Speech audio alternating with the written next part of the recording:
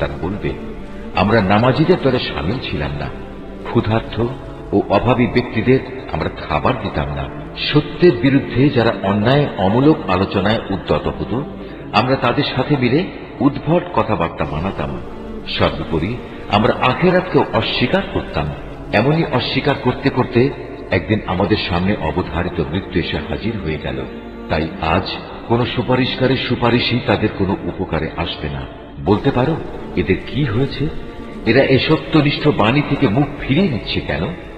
অবস্থা দৃষ্টে মনে হয় এরা যেন বনের কতিপয় পলায়নরত ভীত সন্ত্রস্ত গাধা, যা গর্জনকারী বাঘের আক্রমণ থেকে পালাতেই ব্যস্ত। কিন্তু তাদের প্রতিটি ব্যক্তিই চায় স্বতন্ত্রভাবে এক একটি উন্মুক্ত গ্রন্থ তাকে দেয়া হোক। এটা কখনো সম্ভব নয়। আসলে এই লোকেরা শেষ বিচারের দিনক্ষণকে মোটেই ভয় করে না। না, কখনো তা অবজ্ঞার বিষয় নয়। এটি একটি নসিহত মাত্র। অতএব এক্ষণে যার ইচ্ছা সে যেন এ থেকে শিক্ষা গ্রহণ করে।